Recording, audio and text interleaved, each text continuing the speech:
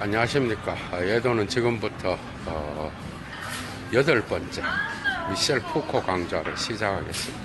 소제목은 푸코의 장치입니다, 여러분. 그리고 슬래시하고 성의 역사.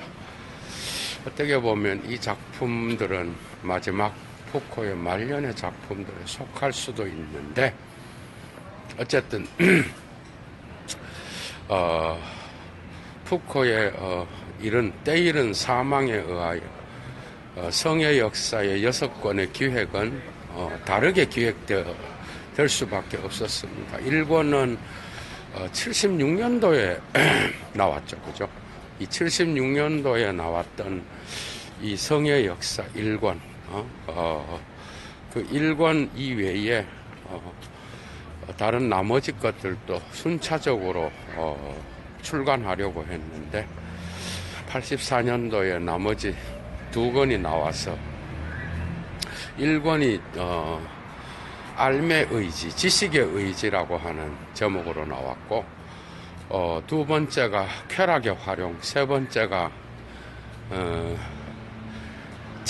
자기의 배려, 주체의 배려, 이런 뜻입니다. 그렇게 우리는 이 푸코의 작품 성의 역사, 그죠? 이스트와 들라 섹슈알리테라고 하는 이 작품, 이 주제에 대해서는 단지 3권만을 갖고 있습니다, 그죠? 이 마지막 그런데 이 3권 중에서 제1권 지식의 의지라고 하는 이 책은 감시와 처벌과 그 다음에 또 71년도에 출간된 그 담론의 질서에 나타나는 프리드리히 니체의 계보학, 그죠? 제네알로지를 따라서 그 지식, 그 다음에 권력과 지식, 부부와르 슬래시 사부와르라고 하는 권력과 지식 연계론에 근거하여, 그죠? 나타나는 그 담론의 성의 역사 1권 지식의 알매, 그죠? 알매 의지, 지식의 의지라고 하는 이 1권은 거기에 맞추어져 있다라는. 그리고 2권, 3권 쾌락의 활용과 그 다음에 나타나는 3번째, 어떻게 보면 참 불행하죠. 푸코가 살아 있었으면 6권이 전부 다 나올 수가 있었는데, 자기의 배려라고 하는 이 마지막 2권은 주체의 윤리를 다루는 부분이에요. 그러니까 어쨌든 니체의 계보학적인 권력 지식 담론을 포기하지 않은 상태에서 어떻게 주체가 과정적으로 형성되는가. 그러니까 여기서 쉬제의 개념은, 주체의 개념은 결코 저거랑은 다르게 생각해야 됩니다. 그러니까 칸트와 헤겔이 사용했던 데카르트의 어떤 그러한 주체 개념과는 근본적으로 다르게 활용돼야 된다는 거 여러분들이 꼭 기억하시고, 이런 주체 개념과는 다르게 사용되는 과정 속에 있는 주체, 이렇게 활용돼야 된다라는 거. 그래서 주체의 윤리, 어떻게 성적인 주체로서 그러한 윤리적인 서구 사회에서 어떻게 성의 주체로서 이 주체가 탄생될 수 있는가라는 이런 질문으로 윤리를 다루고 있습니다. 그래서 제1권은 어쨌든 성과 권력의 연관관계를 다루는 니체의 계보학적 역사관에 머물러 있다라고 볼 수 있어요. 1권은, 그죠? 그 점에서 이 작품에서 미셸 푸코는 마침내 아주 독특한 개념을 하나 만들어내는데, 그게 바로 디스포지티프라고 하는 거죠. 장치라는 개념입니다. 푸코는 이 장치의 개념을 들고 와서 디스포지티프라고 하는, 그래서 예도가 8번째 강좌 제목을 푸코의 장치라 그랬어요. 그러니까 이 장치라고 하는 이 개념은 권력 지식 연계론이 나타나는 어떤 장과 같은 거야. 장소와 같은 그런 개념인데, 푸코는 디스큐얼시프의 농디스큐얼시프라고, 그러니까 담론적 장치가 있고 비담론적 장치가 있다, 여러분.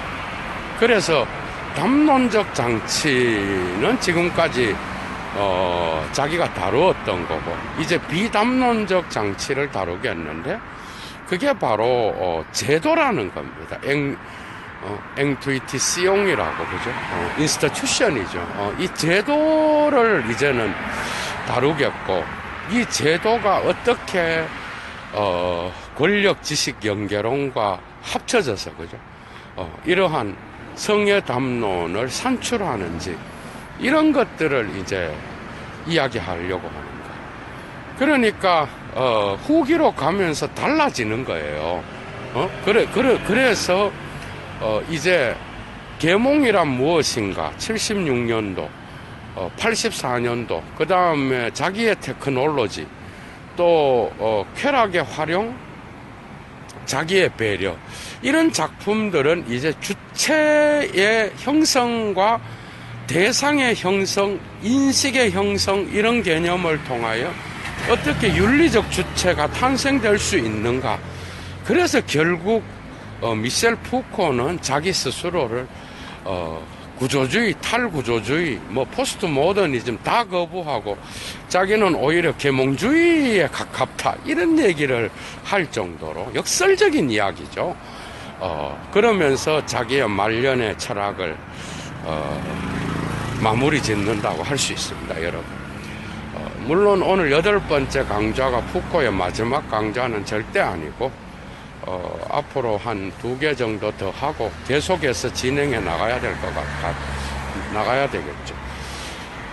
그러니까 성의 역사라고 하는 이 작품에서 푸코가 하려고 하는 거는, 이 성이 어떻게 성의 역사를 서술한다든지, 성의 역사 배후에 들어있는 그런 담론의 질서를 연구한다든지, 이런 거하고는 수준이 달라요. 그런 작품이 아니라 어떻게 주체가, 그죠?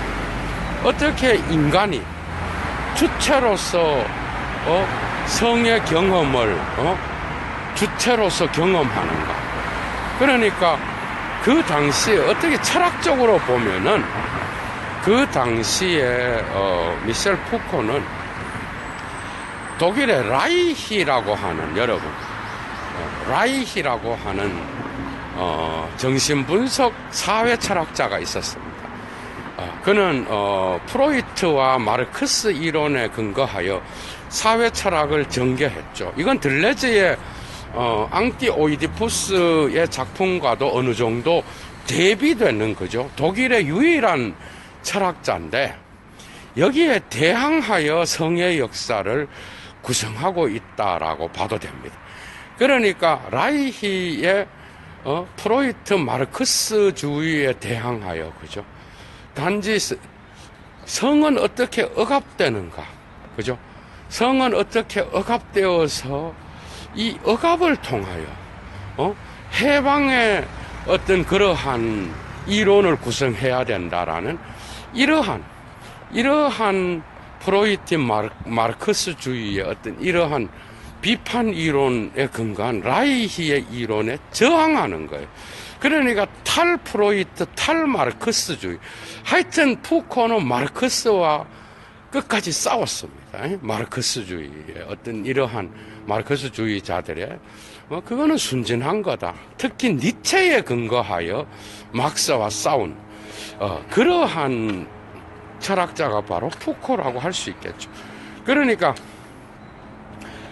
어떻게 성이 억압되었는가 라는 것에 관심을 가져서는 안 되고, 어떻게 사람들은 성이 억압되었다라고 지금 말하는가? 그 이유가 뭔가? 근거가 뭔가? 그리고 이 억압을 역사의 사실로 규정하고 거기에 대한 해방 이론을 만들어내는 이러한 프로이트 마르크스주의의 자기의 성의 역사는 저항한다고 보는가? 그거는 순진한 이론에 들어간다라고 이야기하는 겁니다. 응? 그렇다 그러면 그 억압되었다라고 말하는 그 사람의 그 말 속에는 도대체 어떤 구조가 있고 사회적 장치가 디스포지티프가 그 배후에 숨어 있는가? 이러한 사회적 장, 역사의 장, 그거를 프로이트는 아프리오리 이스토리크라 그러죠. 역사적 선엄적 역사적 선엄이라 그러는데 그 장을 들여다봐야 된다라고 이야기하는 거예요. 그러니까 그렇다 그러면 그걸 들여다보기 위해서는 성이 억압되었던 어떤 그러한 담론을 찾아서 그 억압을 해방시키는 이런 순진한 구조로 나가서는 안 되고 어떻게 이렇게 왜 안 되는지 한번 봅시다. 17세기 때만 해도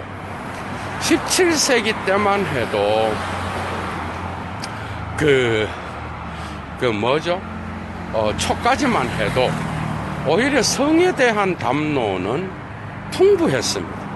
그러니까 서구 사회에서 독일의 경건주의가 나온 17세기 중반부터 성이 억압되기 시작하는데 이런 성적 담론은 그전에는 상당히 르네상스를 통하여 유럽 사회에서 상당히 풍성하게 발전하고 있었다라는 거예요.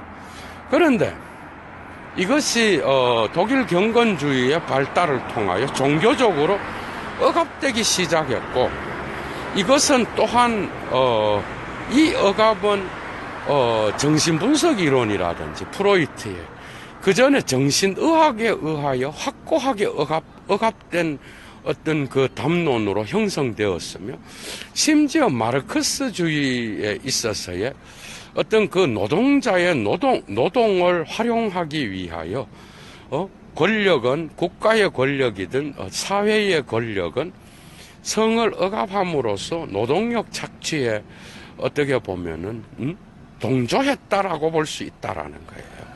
그러니까 이러한 억압의 역사를 살펴서 그 억압이 어떻게 해방될 수 있느냐로 나가는 거는 결국은 역사적 선엄을 고려하지 않고 그죠? 그 당시에 발전했던 어떤 성의 그러한 그 장치, 담론적 장치를 제대로 보지 못하는 그러한 순진한 역발상에 근거하고 있다라는 것을 푸코는 이야기하고 있다라는 겁니다. 그러니까 성의 역사 안에서 그죠? 중요한 건 뭐냐? 어떻게 권력이 성적인 거를 이용하고 성관계를 이용해서 권력이 자기 자신의 그러한 담론을 산출하는가? 그러니까 이러한 역사적 선언, 에피스테메, 시대의 에피스테메 안에 들어있는 관계망 속에서 어떻게 에피스테메라는 단어는 보다는 장치죠. 담론적 장치가 어떻게 그 안에서 권력이 이러한 쾌락을 산출하고 생산함으로써 주체를 형성해 가는가, 여기에 관심을 가져야 해방을 할 수도 있고 거기에 대하여 저항을 할 수도 있다는 것. 결국 마르크스주의적인 거대 담론을 통한 그리고 프로이트적인 그러한 성적인 것을 생물학적인 거에 제한시키는 이러한 본능의 충동이라든지 이런 이론들은 올바르게 성에 대한 어떤 그러한 억압 자체를 설명할 수도 없다는 거예요. 결국은 사회 전체의 권력이 관계를 통하여 어떻게 성의 쾌락을 하고 생산하는지, 이런 것들을 통하여 올바른 권력과 성의 쾌락의 관계를 면밀하게 들여다봐야 거기에 대한 어떤 그 해방의 출구도 찾을 수 있다는 거예요. 그러니까 해방을 이야기한다라는 건 결국 그러한 성이 억압되었다라는 그러한 순진한 담론에 찬성한다라는 이야기. 찬성을 하기 때문에 그건 해결책이 될 수가 없고, 권력과 성의 미묘한 성에 대한 지식, 이러한 담론들의 미묘한 관계를 올바르게 볼 수 없다라는 거예요. 결국 프로이트도 이러한 사회적 권력을 서포트하기 위한 하나의 학문적 장으로서, 그죠? 권력이 역할을 했다라는 거예요, 여러분. 그러니까 니체를 따라가는 거예요. 그러니까 진리라는 거는 플라톤적으로 진리를 이야기하잖아요. 이 부분은 반하이데거적입니다. 그러니까 니체를 따라가는 거예요. 진리는 결코 인식 주체라든지 또한 사회적 연결망의 지배자들의 힘으로부터, 그죠? 그리고 피지배자들과의 관계망으로부터, 그죠? 형성되는 거지. 진리가 따로 있어갖고 뭐 이념적으로 있어서 그 이념을 다 따라서 진리를 다 따라가야 된다, 이런 구태적 발상은 안 된다는 거예요. 그러니까 푸코한테서도 진리 개념은 철저히 프리드리히 니체를 따라서 서술되고 있다라고 보면 됩니다. 그 베리테라는 이 개념은 그러니까 정상과 비정상의 경계선을 결정한 이후에 비정상을 사회의 주변부로 밀어내면서 나타난 모든 이론과 모든 전략을 진리라고 이야기하는 거예요. 이해가 되죠? 니체적인 거죠. 그러니까 진리가 따로 어디에 있고 우리가 그걸 따라서 살면 행복해진다, 이러한 진리관은 니체 이후에는 순진하게 돼버렸다는 거예요. 그래서 그는 한 인터뷰에서 꼬흐슬레시 부부와르라고 하는 그러한 책으로 나왔죠. 육체와 권력, 이런 걸로. 그 인터뷰한 그 내용에서, 한 인터뷰에서 미셸 푸코는 이런 이야기를 합니다. 니체 이후로 사태는 달라졌다.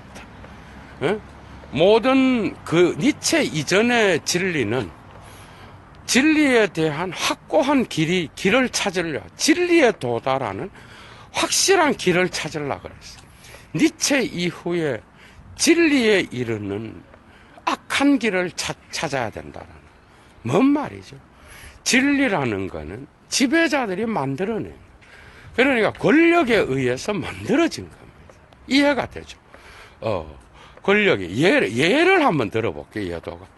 그러니까 여러분들이 그리스도교의 문서를 해석할 때, 문서를 해석한다고 합시다.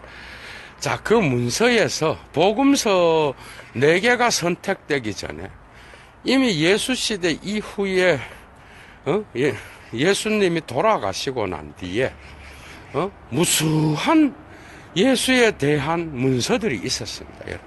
이해가 되죠? 뭐, 마리아 문서, 도마복음도 거기에 들어가요. 엄청나게 많은, 뭐, 요셉 복음, 뭐부터 시작해서 우리가 말로 형용할 수 없는 자료들이 있었어.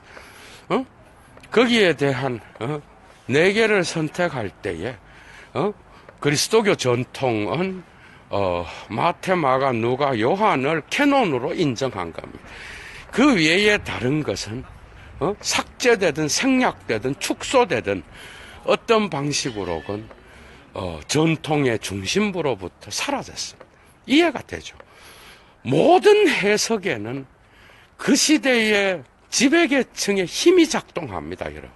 그 힘에 의하여 그 지식이 유포되고 재분배된다라는 거예요. 그러니까 성에 대한 담론도 그런 방식으로 유포되고 지배되었다는 거예요.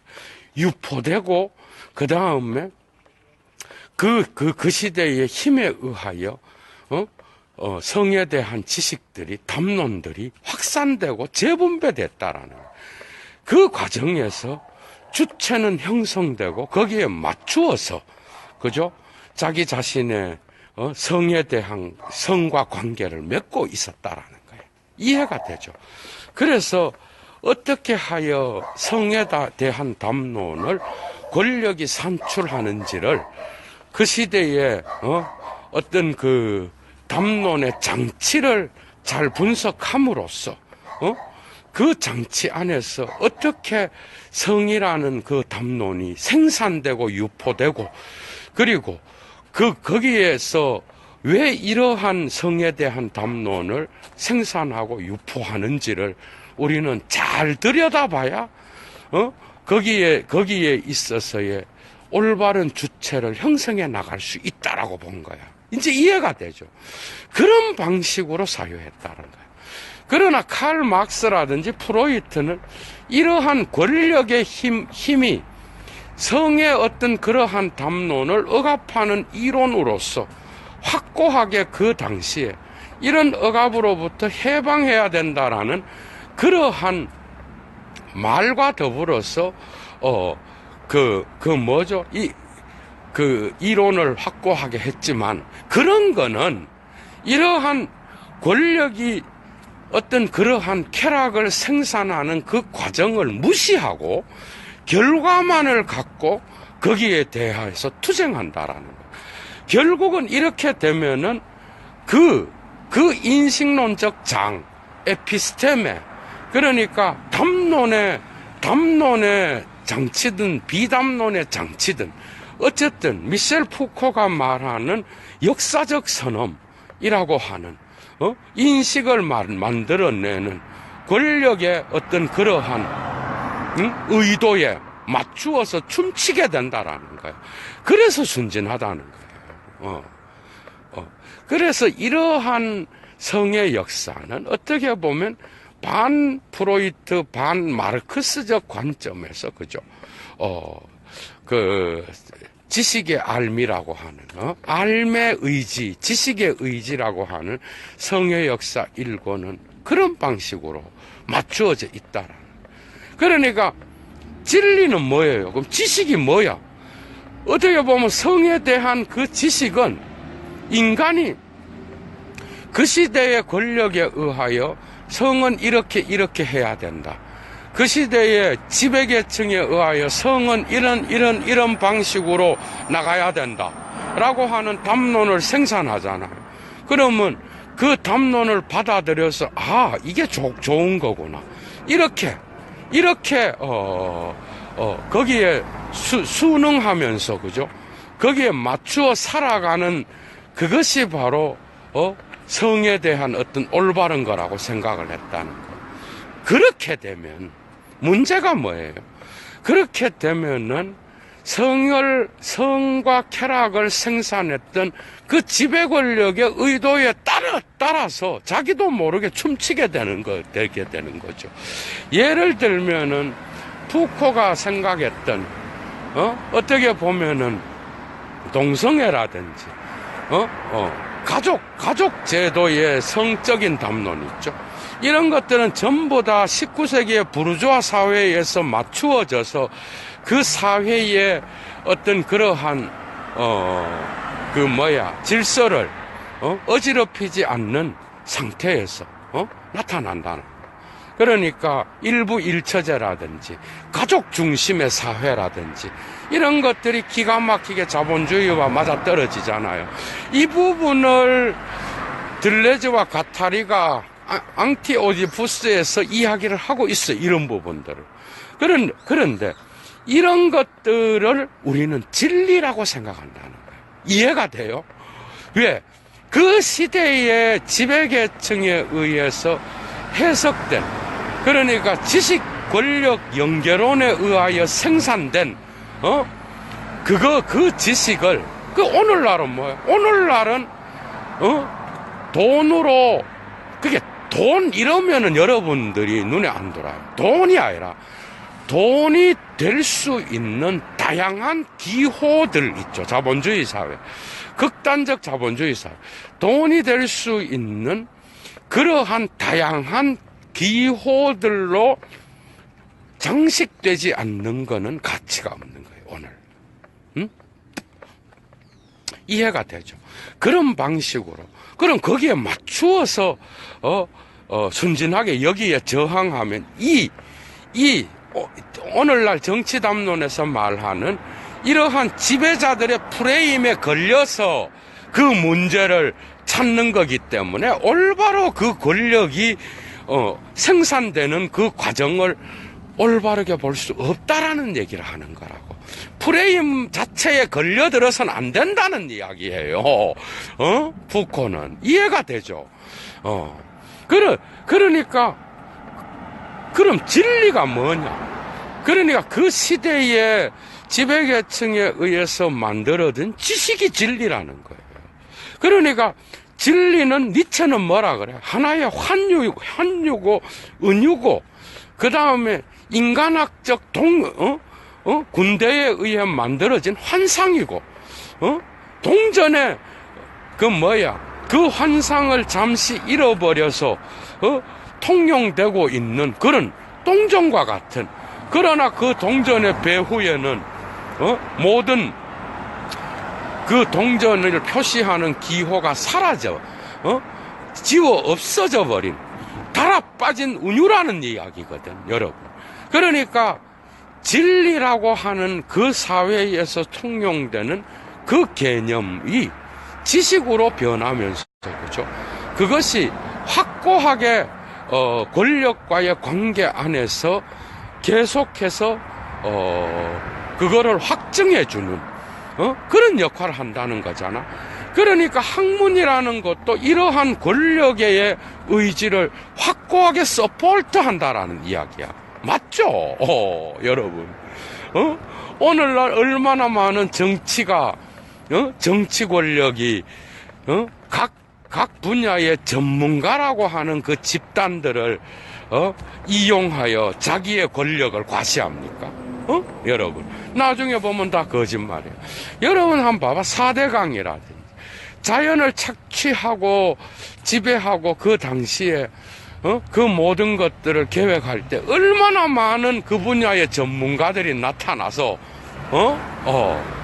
그런 거를 생각해 보면, 그리고 미셀 푸코의 이러한 담론들은 오늘날의 현실 정치와 밀접하게 연결되어 있다라는 거예요.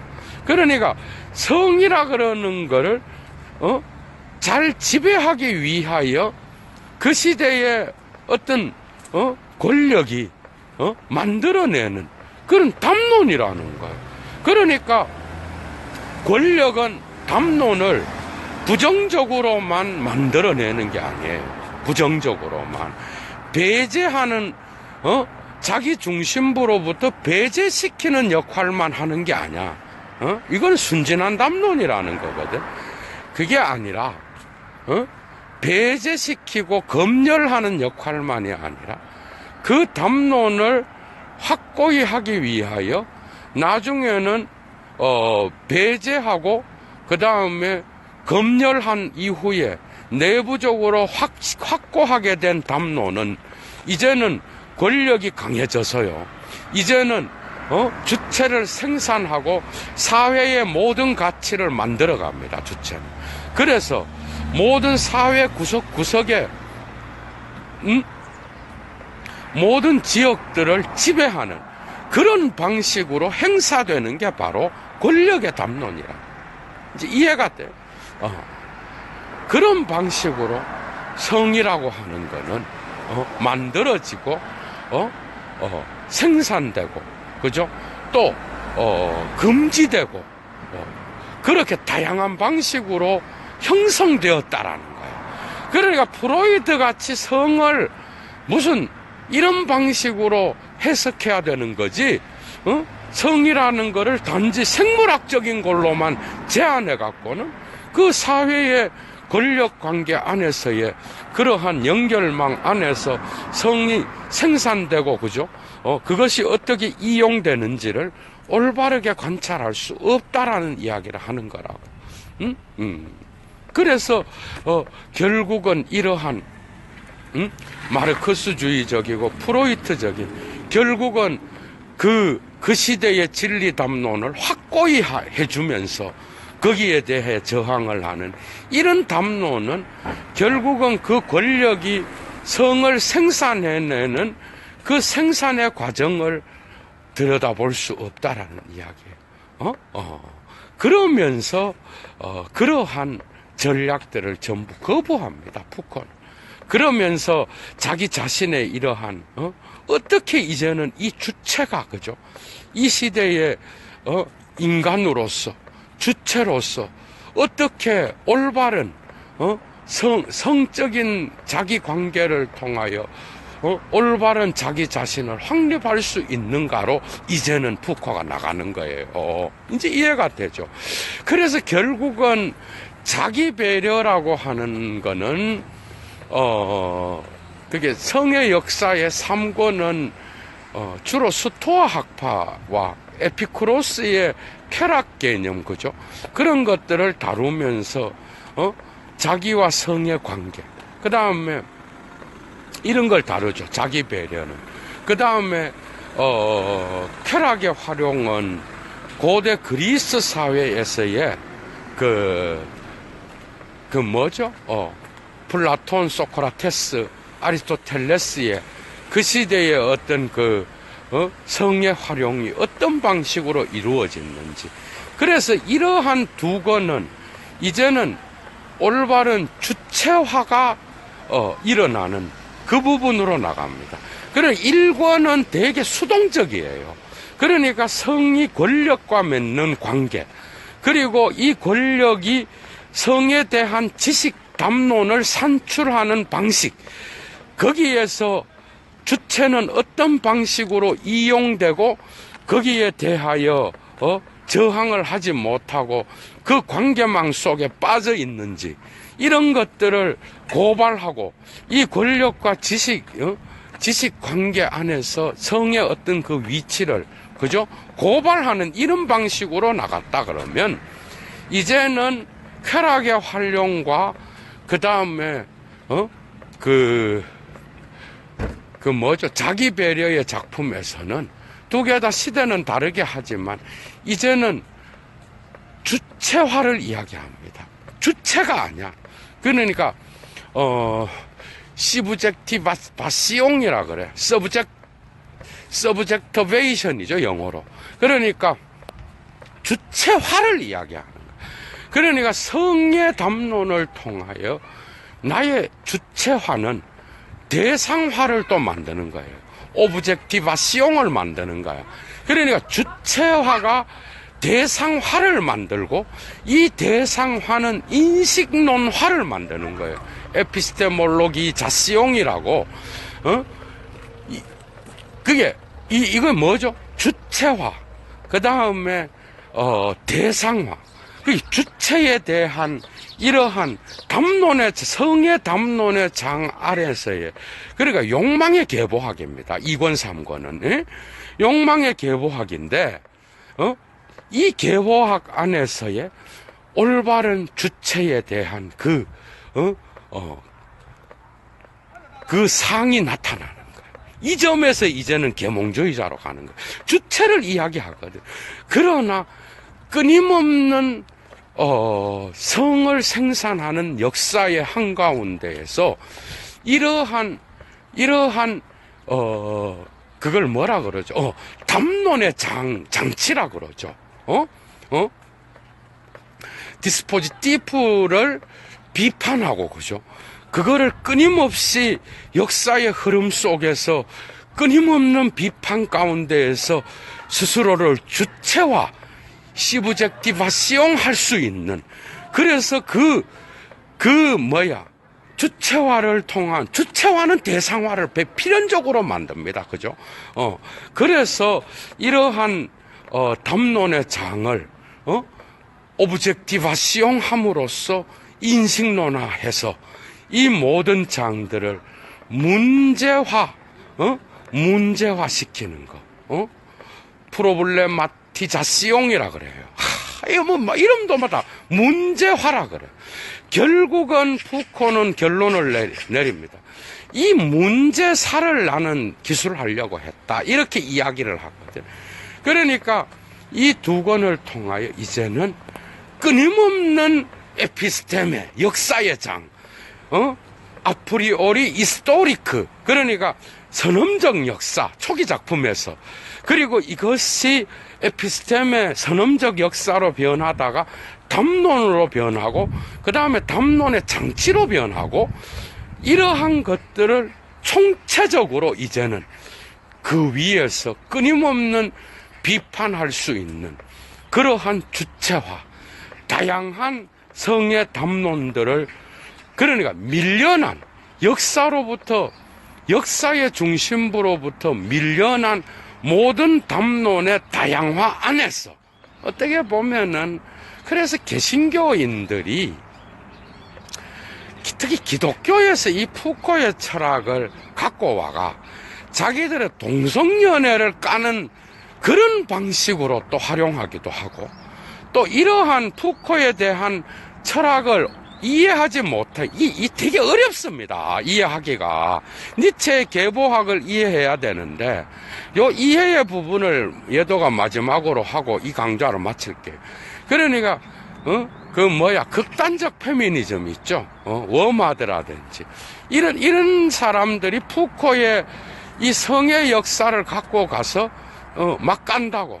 그래서 결국은 푸코가, 담론으로 밀려난 동성연애자라든지, 가족에 대한 그러한 사회의 윤리를 어지럽히고, 그래서 그 윤리를 바로 세우려고 했던 이러한, 중심부에서 진리라고 칭해졌던 이러한 담론을, 그냥 외부적 담론들을 끌어들여서 정당화하는 데 결국은 자기 철학을 활용하고 있다. 이러면서 푸코를 또 까고 있다고. 까도 되죠. 까도 실컷 활용해도 괜찮은데, 순진한 발상입니다. 예도가 볼 때는. 그런 발상. 그렇다 그러면, 여러분 봐봐. 예수시대까지 내가 하나만 이야기를 할게요. 예수시대에, 그 유대 전통 안에서 문둥병자는 뭐였어요, 여러분? 문둥병자는 그 사회에서 추방의 기호였습니다. 그 이유는 문둥병자들과 더불어서 같이 사는 거는 신에게 저주받은 자들로 생각됐거든, 여러분. 신에게 저주받은 자들과 함께 사는 건 신의 뜻이 아니었습니다, 여러분. 그래서 그들은 그 사회에서 문둥병자들은 사회에서 따로 격리돼서 살았단 말이에요. 그럼 예수가 가서 그들과 함께 살고 그들을 치료한 거는, 그러면은 그 시대에 다 성서의 담론에서 제대로 된 그 시대에 주변화된 담론을 중심부로 끌어왔는데, 그 부분을 왜 비판하지 않나요? 예수가 언제 시대가 말했던 그러한 진리 담론에 찬성했고, 그래서 그 진리 담론을 서포트하는 그런 역할을 한 적이 언제 있었어? 예수는 언제나 주변화된 그러한 담론들을 갖고 와서 중심부에서 같이 놓고, 그 경계선을 무너뜨리는 데에 역할을 한 게 예수 아니었어요? 나는 그렇게 봅니다. 그렇다 그러면, 오늘날 예수가 있다 그러면, 살아서 돌아온다고 와서 본다 그러면, 과연 이러한 사회적 기호 안에서, 그죠? 주변부로 추방된 이러한, 비담론적, 주변화된 그러한 기호들을 어떻게 할 거냐 고민을 한번 해봐야 된다는 거지. 그들을 정죄하기에 앞서서, 그죠? 그런 게 있는 거죠. 그래서 미셸 푸코는 이제는 마지막 자기의 작품들에서, 그죠? 주체화를 이야기하는 거예요. 이제는 이 주체가 권력의 연결망에 걸려서 꼼짝달싹 못하는 주체가 아니라 이제는 성에 대한 그러한 어떤 담론 안에서, 그죠? 끊임없는 역사의 비판을 통하여 주체화를 이야기하는 거예요. 그러니까 이런 것들은 어떻게 보면 지적이 말하는 까다로운 주체 정도 되지 않겠어요? 그게 주체를 초기 작품에서는 없다 그랬다가 이제는 마지막에는 윤리적 주체를 세우는 거라고. 그러니까 권력 지식 연계론에서 이제는 권력 지식 윤리의 연계론으로 가는 거예요. 응? 그러면서 자기의 작품을 만들어낸다고. 그러나 결코 이것은 주체가 아니야. 주체가 아니라 주체화입니다. 그리고 객체가 아니고 객체화야. 그러니까 시제가 아니라 시브젝티바시용, 그 다음에 오브제가 아니라 오브젝티바시용, 그 다음에 인식이 아니라 인식론화입니다. 에피스토몰로기 자시용이라 그래. 이런 방식으로 과정에서 형성되는 주체, 윤리적 주체를 이야기하는 거예요. 그러나 주변으로 밀려난 모든 성의 담론들을 그냥 그 시대의 역사가 지정해준 그러한 진리 담론을 진리로 인정하는 이런 주체가 아니라, 그죠? 그 진리 담론 밖에서 주변화된 그러한 다른 담론들을 함께 고려하면서 비판적 고찰을 끊임없이 할 수 있는 그런 계몽된 주체. 그러나 이 계몽의 주체는 끊임없이 시간의 과정 속에서 변화되어가는 그런 주체를 이야기하고 있다라는 거예요. 그러니까 결국은 뭐 고대 시대의 성의 문화가 어떻게 변화되었고, 그 다음에 또 로마 시대의 어떤 그 스토아 학파나 또 에피쿠로스 학파들이 어떤 식으로 성의 이런 것들을 이야기했으며, 그리고 금욕주의가 나타났고, 이런 것들이, 그러니까 여러분들은 푸코의 성의 역사라고 하는 이 최초 기획의 6권을 다 갖고 있었으면 고대로부터 중세, 근대까지 다 다룰 건데 17세기, 18세기, 19세기,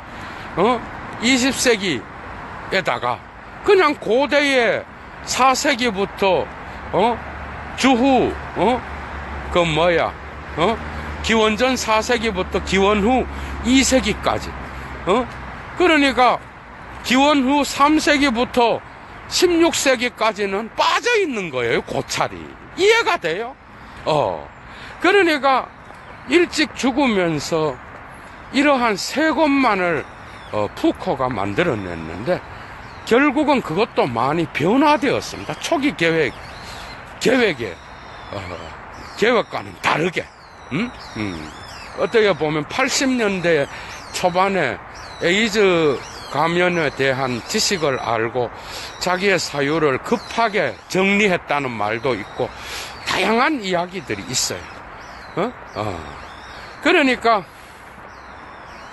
일권의 지식의 의지, 알의 의지는 다른 게 아니라 나의 성에 대한 알미, 그죠? 그 알미 어떤 담론에 의하여 산출되었으며 그 담론은 어떤 권력에 의하여 권력과 이 성에 대한 담론이 어떤 교묘한 관계에 의하여, 그죠? 그 담론을 생산하고 유포하고 재생산하는지, 이 변해가고 있는 계보학적 역사관 안에서 주체는 어떻게 그 부분에 대하여 그 과정 자체를 서술하면서 그 서술자의 주체는 어떻게 그 성에 대한 담론을 읽고 거기에 대한 대책을 내릴 것인지, 그래서 자기의 권력 지식 연계로는 결코 보편적 담론을 이야기하고 보편적 합리성을 이야기해서 사회의 문제에 이념을 만드는 이런 방식은 싫고, 가능하다면 지역적인 문제, 현실적인 역사의 문제에 천착하여 거기에서 미시적으로, 구체적으로, 미시적이지만 구체적인 그러한 전략 안에서 그러한 담론의 생산을 분석해야 된다라고 하는 이러한 의도가 푸코의 철학이었습니다, 여러분. 그러니까 마지막 그 지식 권력 경계론이 성의 역사 1권에도 나타나고 있지만, 거기에서는 마침내 이 권력의 장이, 그죠?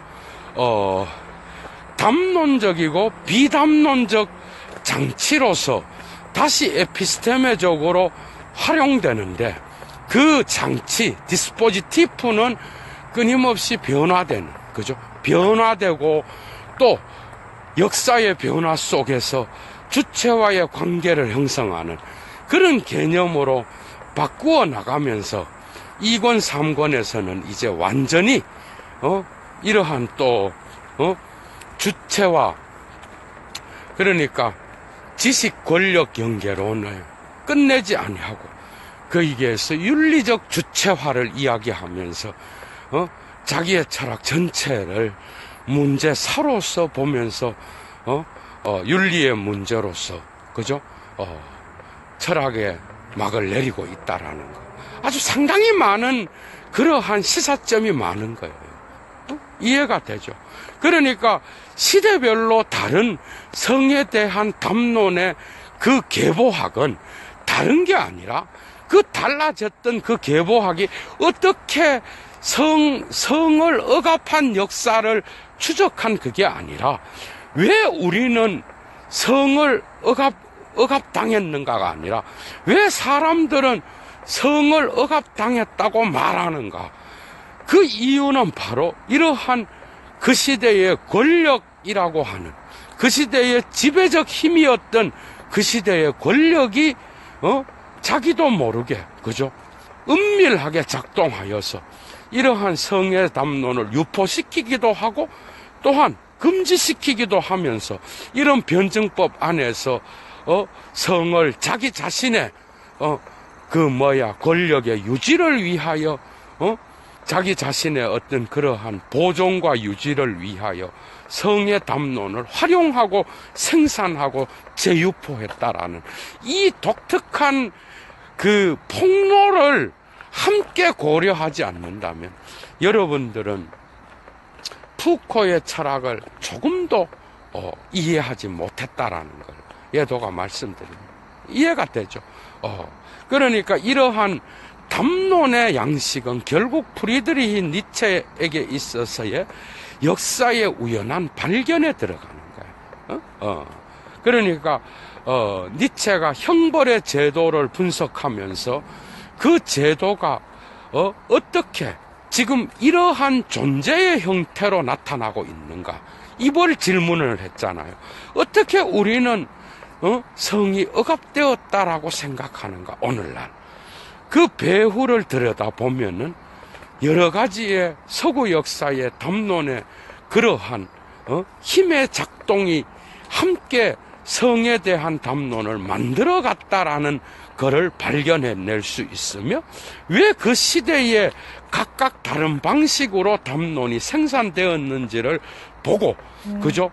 그 생산 과정 안에서 어떻게 주체가 지배되고 거기에 따른 양식에 따라서 움직였는지, 그런 것들을 세밀하게 들여다보면서 우리는 억압된 이 성에 대한 진상을 올바르게 볼 수 있다라는 것.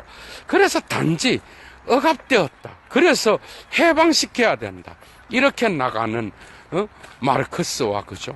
프로이트의 관점을 빌려서 말했던 라이히의 정책에는 그가 반대했다라고 하는 것. 여러분들 충분히 따라오리라고 생각합니다. 그러니까 장치는 그죠? 장치는 어떻게 보면은 고고학 시대의 말과 사물에 나오는 에피스테메와 비유될 수 있는데 그 에피스테메는 구조주의적 랑그랑 같이 가는 공시적 체계로 우리가 이해할 수 있잖아, 그죠? 그런데 이 후기에 나타나는 미셸 푸코의 디스포지티프의 이 장치의 개념은 확실히 그 안에 운동성, 그 다음에 또 확산, 그 다음에 그런 거기 안에서의 분산, 힘의 관계의 움직임, 전이 이런 것들이 함께 작동하는 그러한 조금 더 역동적인 개념으로 생각할 수 있어요. 그러니까 이런 역동성 안에서 그 마지막에 2, 3권에서의 주체화의 개념이 되살아날 수 있었던 거예요.